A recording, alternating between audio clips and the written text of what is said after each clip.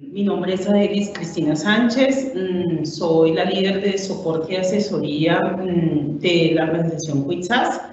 En este momento vamos a hablar un poco del Atlas de la Diabetes en Colombia y en el mundo. Realmente se hace relevante revisar este tema, un poco que hubiéramos querido hacer para el mes de noviembre, pero pues se nos corrió la fecha, pero no queríamos perder la oportunidad de compartir con ustedes esta revisión que hicimos.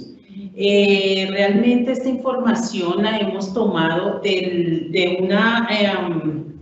un documento que se emite alrededor de cada 2 años. El primero se emitió en el 2000 por la Federación Internacional de la Diabetes. Lo llaman como Atlas de la Diabetes, es la edición 9ª. Desde que se hizo la primera publicación en el 2000, se estima que hemos tenido un incremento del 4.3% más o menos que había en el 2000 de personas con diabetes, y en este momento se estima hasta el 2019, que es la edición que vamos a revisar, hay alrededor de 9.6% del total de las personas en el mundo con esta enfermedad. Entonces, de allí, de que vemos ese incremento desmesurado de esta patología en el mundo, se hace necesario que las personas que estamos involucradas en el diagnóstico, tratamiento y prevención de esta enfermedad estemos al tanto de cómo se está comportando tanto sociodemográficamente la enfermedad como todo lo que tiene que ver en los avances en el estudio de la misma. Este es el contenido que vamos a revisar el día de hoy. Vamos a hablar un poco de qué es la diabetes, solamente a manera de recordación, las complicaciones y comorbilidades asociadas a esta patología, un poco la revisión del panorama global, regional y nacional de la enfermedad, basados en el documento que les mencioné, y el impacto económico que tiene para las instituciones, los países y a nivel mundial de esta patología, y obviamente en la calidad de vida de las personas. En la diapositiva vemos la bibliografía consultada, como les mencioné. El documento principal revisado es el Atlas de la Diabetes, la 9ª edición, emitido por la Federación Internacional de la Diabetes.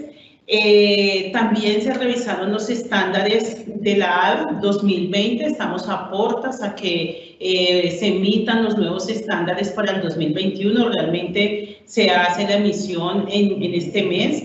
Esperamos que ya esté muy pronto disponible para las consultas, y que es una guía donde se emiten también ciertas directrices, recomendaciones para que las instituciones las incorporen en sus guías internas, ya sea a nivel institucional o a nivel país. De hecho, el Ministerio de Salud, las guías que emiten para el manejo de la diabetes están también basadas en lo que se emite en este documento año tras año. Se revisaron algunos artículos un poco para verificar todo a nivel científico, todo lo que tiene que ver con las comorbilidades y las complicaciones alrededor de la diabetes. Entonces revisamos un documento que fue emitido en Honduras.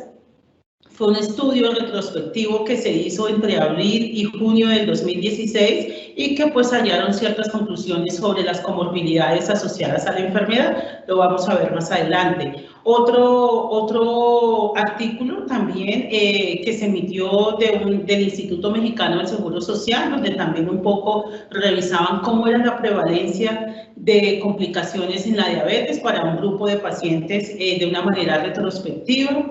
Les traigo a colación también el último boletín del Ministerio de Salud, donde hablan un poco de la estadística en Colombia, cómo estamos realmente en Colombia sobre los casos de diabetes. Y hay otro estudio que se emitió en México también sobre los costos de la diabetes en América Latina, y es cómo de manera cuantificada cuáles son esos costos que se han estimado y que obviamente hacen parte de un impacto importante para cada país. Entonces, entremos en materia. Antes de revisar qué es la diabetes, quiero mostrarle en la diapositiva. Observamos de una manera discriminada en la parte derecha vemos, se ha definido que la población mundial está dividida en 3 grupos de personas que van de acuerdo a la edad. Entonces se tiene definido o se estima que alrededor del 72% son personas que están entre edad de los 20 a los 64 años. Las personas mayores es un 27.8%, que son más o menos los que están mayores a 65 años. Y los niños y adolescentes de 0 a 19 años más o menos son un 0.2% de la población mundial. ¿Por qué es relevante eso? Porque como lo vamos a ver, la diabetes es una enfermedad que tiene alta prevalencia entre las personas de 20 a más o menos 69 años. Es decir, que están en este rango de edad donde hay muchísima más población. Dentro del resumen podemos ver que en el mundo, en el 2019, de acuerdo a los estudios que se han recopilado, que se emiten en el Atlas de la Diabetes, en este documento que ha emitido la Federación Internacional de la Diabetes, y que realmente lo que hace es tomar información de 138 países, alrededor de 255 documentos con evidencia científica, donde han hecho estudios epidemiológicos, estudios científicos que soportan esta información que les vengo a mostrar. Nos muestran que en el 2019 hay alrededor de 463 millones de personas con la enfermedad. Se estima que para el 2030 vamos a tener un incremento a 578 millones de personas y para el 2045 700 millones de personas, es decir, que vamos a tener un incremento del 2019 al 2045 de un 51%. Realmente es un poco desalentador, pero también es una información que está sobre la mesa para que las instituciones, los países puedan tomar las medidas correctivas o correcciones necesarias o estrategias que vayan en aras a la prevención y que no caigamos en ese incremento del 51%. Está de más de que se trabaje en conjunto y se puedan plantear estrategias que puedan frenar ese crecimiento desmedido, que de hecho lo vemos desde el 2000 en adelante, que comenzaron a emitirse estas ediciones y se comenzó a hacer un seguimiento específico de cómo es el comportamiento a nivel mundial de la patología. Que observamos que en América del Norte se estima que va a tener un incremento entre el 2019 y el 2045 de un 33%. América del Sur, donde está Colombia, se estima que el incremento va a ser 55%, realmente es muy importante, pero algo alarmante es en África. En África se estima que el incremento va a ser de 143%, realmente es preocupante y pues obviamente tiene mucho que ver todas las condiciones y las características, no solamente culturales, sino pues también de socioeconómicas. En el Medio Oriente y Norte de África un 96%, el Pacífico Occidental un 31%, Sudoeste Asiático 74% y Europa un 15%. Realmente Europa tiene una característica específica, la vamos a revisar en un momento, no se ve el incremento tan marcado en diabetes tipo 2, pero sí un incremento en diabetes tipo 1. Entonces recordemos que la diabetes es una afección grave y de largo plazo que ocurre cuando los niveles de glucosa en la sangre de una persona son altos. Esto se puede deber a 2 causas. Uno, porque no se produce la insulina o la cantidad suficiente de esta hormona. O por el otro lado es porque se produce de manera eficaz, ¿cierto? Esa insulina de pronto sí se produce, pero no cumple su función. Y recordemos que la insulina es la hormona que se produce en las células betas del páncreas y es la que permite que estas moléculas de glucosa que están en el torrente sanguíneo ingresen a la célula para que éstas puedan ser metabolizadas. De hecho, eso es algo como que es la llave que abre la puerta para que esa glucosa entre y pueda metabolizarse y se pueda pues producir la energía que el cuerpo requiere. Recordemos también que esta insulina también permite que haya un ingreso de algunas grasas, de algunos lípidos y que esto también pueda metabolizarse. De allí la importancia de esta hormona, que es la que permite que esta molécula se pueda metabolizar en las células del organismo de cada persona. Obviamente hay que tener en cuenta que esos niveles de glucosa deben tener unos niveles aceptables, ya se han demostrado por diferentes estudios. Yo les traigo acá 2 fuentes. A mano izquierda tenemos la portada de la ADA 2020, donde se emiten cuáles son los rangos aceptables para decir si un paciente es diabético o no es diabético o está en una prediabetes. Y lo que está a mano derecha es lo que está documentado en el acta de la diabetes, y como lo vamos a ver, pues son proporcionales, las recomendaciones son iguales. Entonces acá observamos en la diapositiva que una persona diabética, si le hacemos una glucosa en plasma en ayuna, es la que tiene mayor de 126 miligramos por decilitro, eso es lo que está en el acta de la diabetes, y la ADA 2020 pues también lo dice, cuando los niveles de glucosa están mayor o igual a 120 miligramos por decilitro. También hay otro criterio, y es que si se hace una glucosa en plasma posterior a una carga de glucosas de 75 gramos, que es lo que nosotros conocemos como glucosas pre y post, y si este es mayor de 200 miligramos por decilitro, pues entonces ya se sabe que estamos enfrente de un paciente que tiene una condición diabética. Esto es un criterio, ¿cierto? La glucosa, la medición de la glucosa en plasma o en suero, en ayunas o posterior a una carga de glucosa. Pero hay otro criterio también, y es la medición de la hemoglobina 1C. Si esta medición de la hemoglobina 1C es mayor a 6.5%, recordemos que la hemoglobina 1C es uno de los exámenes gold estándar para el diagnóstico, tratamiento y seguimiento del paciente diabético. Obviamente hay que tener en cuenta por cuál metodología es que yo mido esa hemoglobina 1C, y recordemos, de acuerdo a las recomendaciones de la NGCP, de la ADA, y que por allá hace un poco más de 25 años se hicieron unos estudios donde se pudo demostrar el impacto que tiene la medición de la hemoglobina 1C.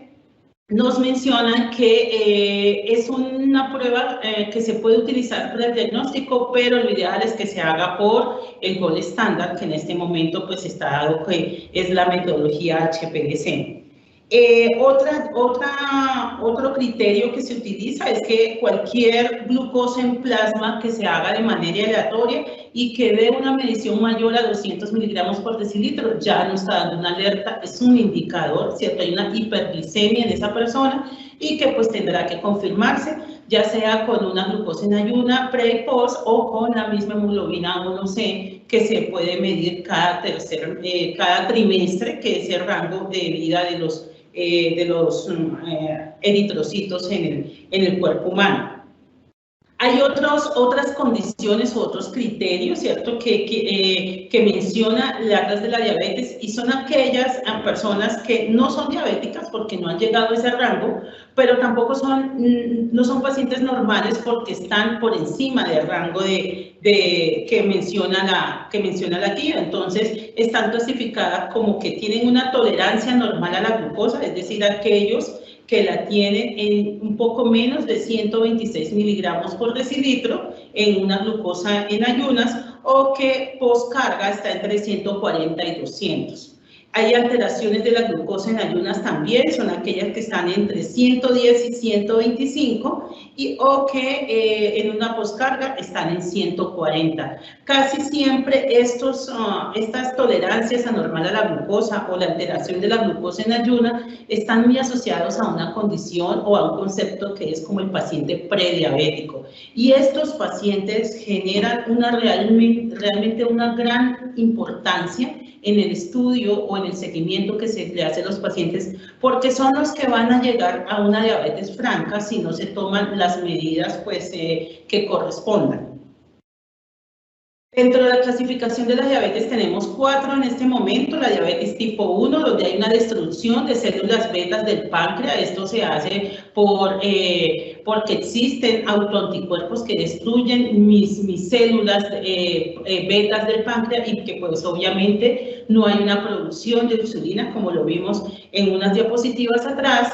Entonces, si no hay una producción de insulina, pues no se puede hacer la labor de abrir la puerta a la célula para que entre la glucosa, y por ende la glucosa se va a acumular en el torrente sanguíneo. Estos pacientes casi siempre son jóvenes o niños, realmente son insulinodependientes y el tratamiento es que se apliquen sus concentraciones de insulina de manera artificial para que pueda cumplir esa función que realmente pues el cuerpo no lo puede hacer porque hay una destrucción de las células beta. La diabetes tipo 2 es una diabetes que se ve un poco más en pacientes adultos, pero realmente se ha encontrado jóvenes también con diabetes tipo 2 y se da mucho por los hábitos alimenticios, por los factores ambientales que puedan influir en pacientes mucho más jóvenes y se da por un déficit progresivo de la insulina. Es decir, mi cuerpo estaba produciendo los niveles de insulina que eran los adecuados por algunos hábitos, por algunas condiciones ambientales, culturales y demás. Esos niveles de insulina pueden comenzar a decaer y no son lo suficiente para que puedan trasladar esa glucosa del torrente sanguíneo a las células. O hay otra característica que se les llama a los pacientes diabéticos tipo 2 y es que hay una resistencia a la insulina. Es decir, hay una producción, pero esa producción no es eficaz.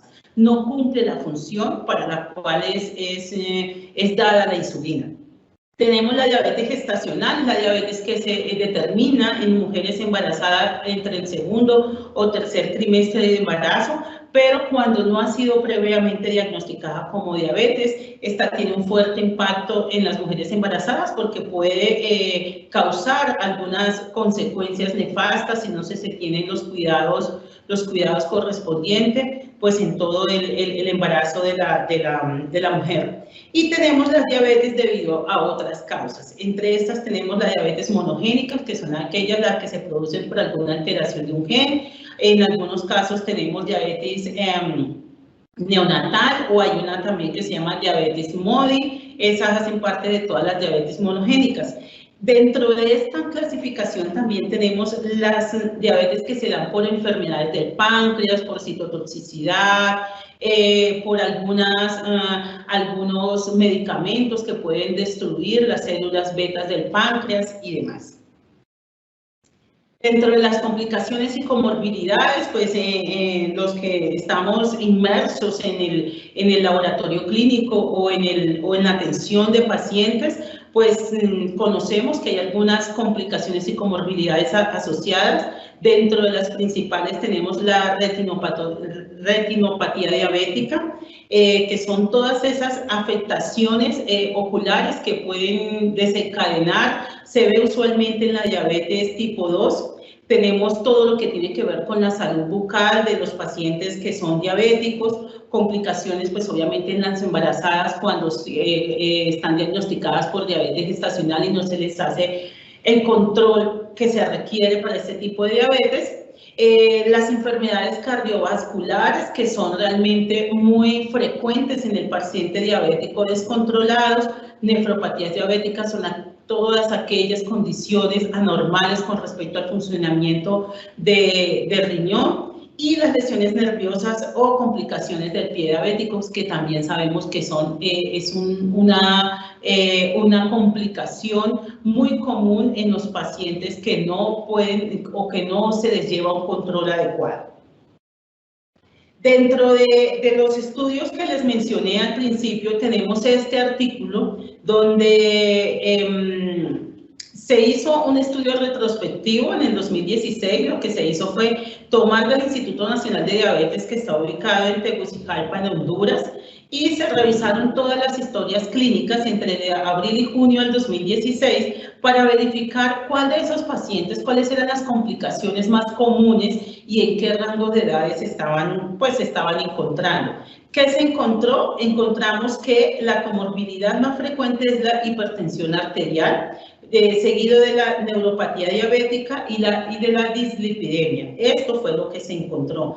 A nivel de edad, se encontró que entre los pacientes que tuvieron mayor complicaciones, las de la tabla número 3, estaban asociados a la edad de entre 50 y 70 años. Y una característica también importante, y es que se encontró que el mayor número de estos pacientes con estas complicaciones era de sexo femenino.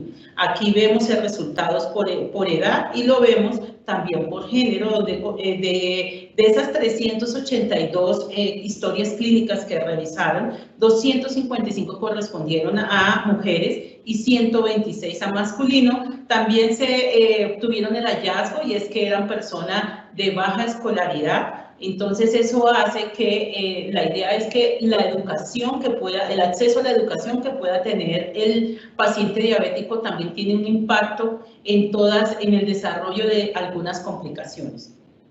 Este es otro estudio que se hizo en México, se titula Prevalencia y complicaciones de la diabetes y comorbilidades asociadas en medicina familiar. Esto fue en el Instituto Mexicano del Seguro Social, y aquí lo que se encontró es que la principal complicación estaba dada por el pie diabético, enfermedad renal crónica y retinopatía. Esas fueron las que puntearon, las complicaciones que puntearon en el estudio que se hizo en México. Este otro es un poco más antiguo, pero lo quise traer porque fue un estudio que se hizo en Medellín, acá en Colombia, el control de la diabetes mellitus y sus complicaciones. Este estudio se hizo en el 2001-2003, y los resultados que se encontraron es que las enfermedades asociadas más comunes, como lo vimos en el primero, es la hipertensión arterial, dislipidemia y también el sobrepeso. Entonces, estos fueron los hallazgos. Se tuvo también un hallazgo, y es que los pacientes presentaban, pues obviamente, mayor diabetes tipo 2 que tipo 1, como sabemos o como vimos en la primera diapositiva. Es la población que tiene mayor número de personas, y por ende, pues la enfermedad se va a ver un poco más concentrada en ese grupo de pacientes. Dentro de las complicaciones también se encontraron que las más comunes fue las complicaciones a nivel del ojo, las complicaciones oculares, complicaciones renales y neurológicas. A nivel global, ¿qué tenemos con respecto a esta enfermedad? Al principio habíamos visto un poco sobre las estadísticas y las proyecciones que se registran, ¿cierto? De acuerdo a lo que hay en este momento, lo que se proyecta, pero a nivel del mundo, entonces en este momento tenemos que el 8.3% de personas del total a nivel mundial tienen diabetes. Se proyecta que el mundo pasará en el 2045 al 9.6%, y que en América Central y del Sur, que es donde nosotros estamos ubicados, pasaremos de un 8.5 a un 9.9. La FID, que es la Federación Internacional de la Diabetes, tiene dividido el mundo a nivel de zonas, y así como ustedes lo ven acá, como la zona del norte, América del Norte y el Caribe, América Central y del Sur, el Oriente Medio y Norte de África, Sudeste Asiático, Europa y el Pacífico Central, Occidental. Estas son las estadísticas ya en números. Entonces se dice que en el 2019 hay 7.7 mil millones de personas, que esto se va a incrementar a 9.5 mil millones de personas, pero que a su vez los adultos entre 20 y 79 años van a aumentar de 5 mil millones a 6.4 mil millones. Y estos, a su vez, esos adultos van a tener diabetes en el 2019 463 mil, y esto va a aumentar a más o menos 700 millones de personas. Es decir, que vamos a estar pasando entre los adultos de 20 a 79 años de un 9.3% a un 10.9%. Realmente pues es bastante alarmante, y de allí de que nosotros estemos como a la par a lo que está sucediendo en el mundo con respecto a las diferentes enfermedades que tratamos desde nuestro, por ejemplo en mi caso que soy bacterióloga, desde nuestros laboratorios clínicos.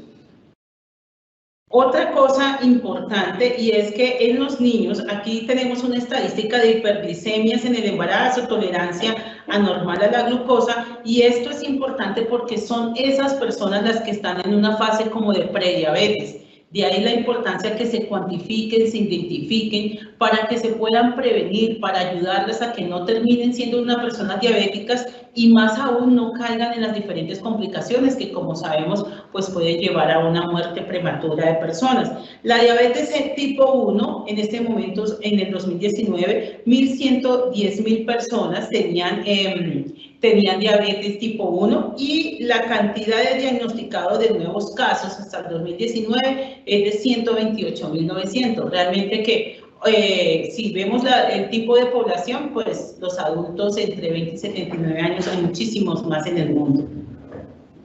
Esta es una gráfica que muestra entonces por edades, ¿cierto? En adultos de 20 a 79 años, cómo vamos a estar al 2045, que es la barra que está naranja oscura, la azul es el 2019, y como vemos es la misma tendencia con respecto a la edad. Es muy parejo, ¿cierto? Es muy parejo, va creciendo de acuerdo a las diferentes proyecciones que se han dado, pero en los mismos rangos de edades. En términos de sexo, podemos ver que hay una mayor prevalencia en varones, ¿cierto?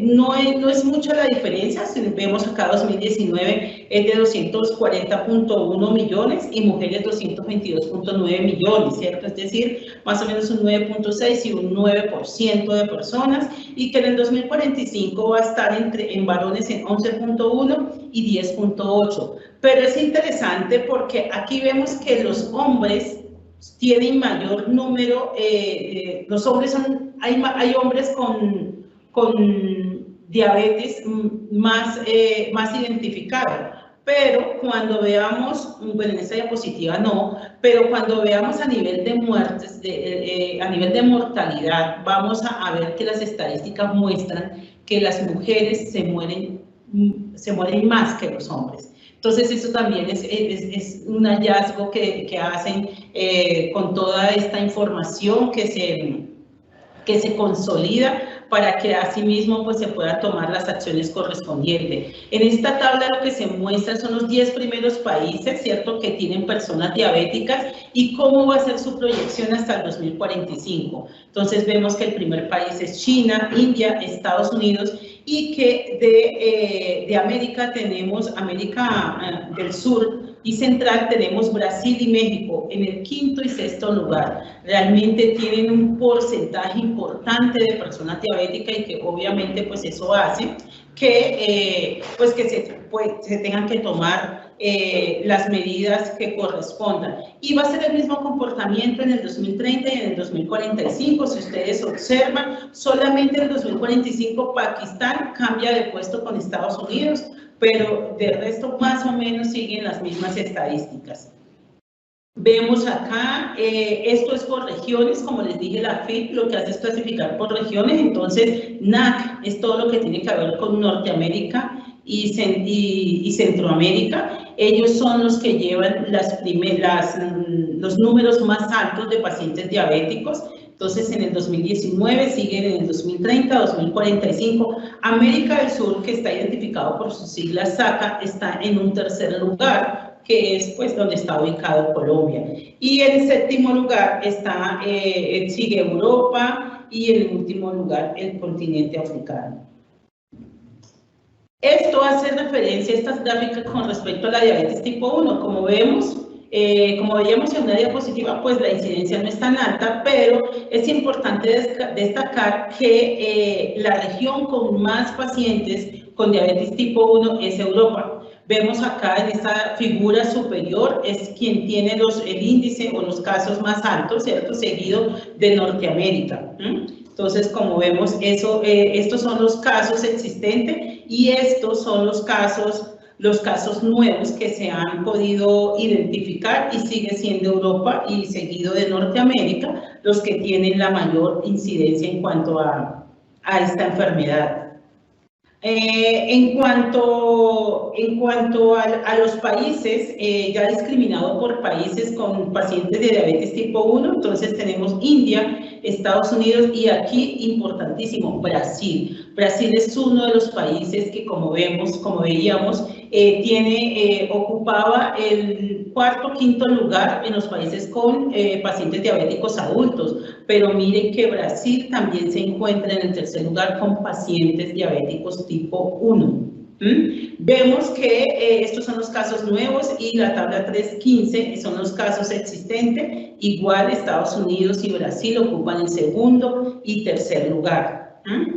En cuanto a la proporción de personas fallecidas, esto es una gráfica de todo el mundo y vemos que se mueren más personas en el continente africano. Pues esto tiene mucho que ver con las condiciones socioeconómicas que se encuentra cada región. Entonces ellos muestran que más o menos entre el 60 y el 80% de sus pacientes diabéticos mueren, porque sencillamente el paciente diabético necesita sí un diagnóstico ojo oportuno, pero adicional necesita un tratamiento, un seguimiento, que se controlen esas diferentes complicaciones, porque muy seguramente si eso no se hace, pues va a tener una muerte prematura.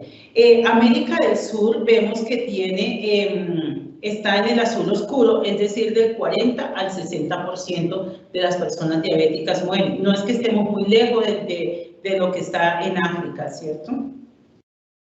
Esto ya lo vemos por género, como les mencioné. Entonces veíamos dentro de las estadísticas, quienes más desarrollan la enfermedad de un paciente diabético son hombres, pero miremos que por género quienes más se mueren son las mujeres. Vemos que desde un rango más o menos de los 60 años en adelante, son las mujeres quienes terminan muriendo a causa de esta patología.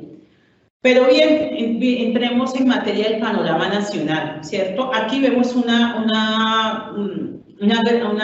gráfica, una imagen de Sudamérica y vemos entonces a Colombia que está teñido de un color más o menos rosado claro y nos muestra que del 7 al 8% de personas, de los habitantes de Colombia tienen diabetes. Vemos un fuerte color en lo que es Brasil, y nos muestra que tiene alrededor de mayor del 9% de sus habitantes tienen diabetes, y pues ya veíamos que no solamente en diabetes tipo 2, sino en diabetes tipo 1. Y por edades, entonces vemos que a nivel de región las mujeres presentan más diabetes que los hombres, como lo vemos acá, y a nivel de la mortalidad, a nivel de sexo, también en América del Sur las mujeres se mueren más que los hombres. Esto es el listado de los países ya discriminados. El primero que tiene más casos es Argentina, Brasil, Chile, y Colombia está en un cuarto lugar. Como vemos acá, alrededor de 2.836.5 personas tienen diabetes. Eso corresponde más o menos a un 8.4%. En el último lugar está Salvador, Cuba, pero lo dejamos en blanquito porque el documento también menciona que no hay información científica suficiente para hacer una estimación, pues, con un intervalo de confianza como está allí escrito del 95%. Este es el último boletín que emitió el Ministerio de Salud. Esto lo emitió el 19 de julio del 2020 y donde ellos mencionan que de acuerdo a los reportes de la cuenta de alto costo indican que 3 de cada 100 colombianos tiene diabetes. Se supone que es de acuerdo a los registros, pero también es claro que el ministerio entiende que hay mucho subregistro de este tipo de pacientes y que hay muchos pacientes que no están diagnosticados y no están como incluidos dentro de todo el sistema de salud de Colombia. Entonces, muy seguramente esta estadística que se muestra, pues puede ser un poco más alta que estos números que se están mencionando allí. También nos muestra que hay un mapeo a nivel de las regiones de Colombia, nos muestra que donde hay más casos de diabetes es más o menos entre el centro, ¿cierto? El centro de Colombia, que es lo que tenemos azul oscuro, y un poco el norte de Colombia. Los casos totales que están cuantificados de acuerdo a los diferentes registros que están en la cuenta de alto costo, es que hay 1.099.471 casos nuevos 87.759 y fallecidos 4.336. Por género tenemos que los hombres en un 41.7% y las mujeres 58.9%. Veíamos que es el mismo comportamiento que tiene la región. Las mujeres en América del Sur y América Central son las que más desarrollan la enfermedad y que después de los 50 años son las primeras que se mueren con relación a los hombres. A nivel Ya de región encontramos esta estadística: Bogotá 211.778 casos, seguidos del Atlántico. Esta es la información que se registra sobre lo que está emitido por la fuente de las cuentas de alto costo en Colombia, y hay unos costos asociados. Pero entonces ya vamos a revisar de pronto el impacto económico, no solamente a nivel de estos registros que están, sino a nivel mundial. Hay que tener en cuenta que el impacto económico se puede manejar por costos de tres tipos: unos costos directos, unos indirectos y unos intangibles.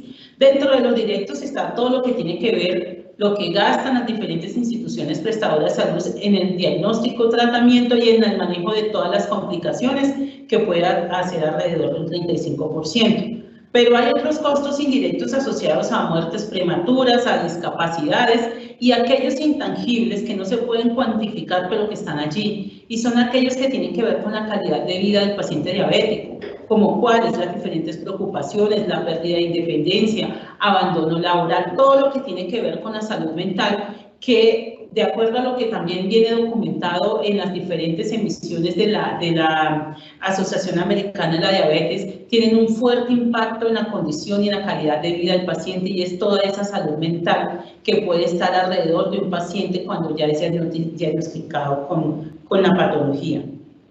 Estos son los gastos en salud. Hay un estudio pues, que ellos lo han revisado desde el 2006 al 2019, y vemos cómo hemos pasado de 200 miles de millones de dólares a tener gastos alrededor de los casi 800 miles de millones de dólares. Pues esto también está dado por el incremento, ¿no? Vimos que hemos pasado de un 4.6 a un 9.3%. Los gastos en salud que se proyectan en 2019, 760 mil millones de dólares, a 2030, 820 más o menos, y a 2045 un poco más de 840 mil millones de dólares. Entonces realmente es una enfermedad que afecta mucho el sistema de salud cuando el paciente ya está diagnosticado o tiene serias complicaciones.